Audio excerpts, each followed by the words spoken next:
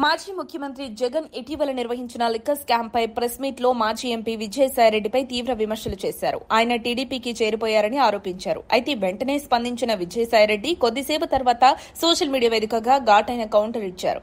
వైసీపీకి తన మౌనంగా ఉండటం ఏమాత్రం నచ్చటం లేదని, అందుకే తప్పుడు ప్రచారాలకు తెరలేపారని ఆరోపించారు విజయసాయి. సోషల్ మీడియాలో తనపై అసత్య ప్రచారాలు చేస్తుండటాన్ని సీరియస్ గా తీసుకున్నారు. తనను రెచ్చగొడితే ఖచ్చితంగా స్పందిస్తానని హెచ్చరించారు. తన రియాక్షన్ వల్ల పార్టీకి కాకుండా జగన్ కే నష్టం జరుగుతుందన్న ఉద్దేశంతోనే కొంతమంది ప్రయత్నాలు చేస్తున్నారని విమర్శించారు. వైఎస్సార్ కుటుంబానికి 3 తరాలుగా సేవ చేసిన తనను జగన్ పక్కన పెట్టడం అన్యాయమన్నారు.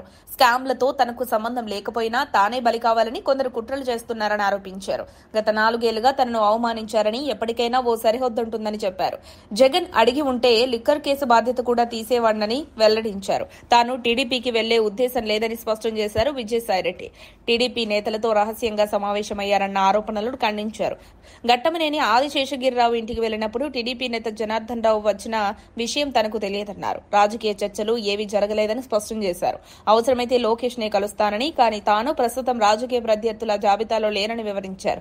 వైసీపీ నేతల ఆరోపణల మేరకు తాను టీడీపీకి లిక్కర్ స్కామ్ రహస్యాలు చెప్పాడని మాటలు వస్తున్నాయని, అయితే స్కామ్ లేనిది ఎలా చెప్పగలుగుతానని ప్రశ్నించారు.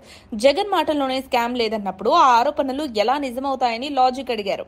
ఈ ట్వీట్లకు వైసీపీ వర్గం ఎలా స్పందిస్తుందో చూడాల్సిందే. మరిన్ని అప్డేట్స్ కోసం మా కాయ్ టీవీని సబ్స్క్రైబ్ చేసుకోండి.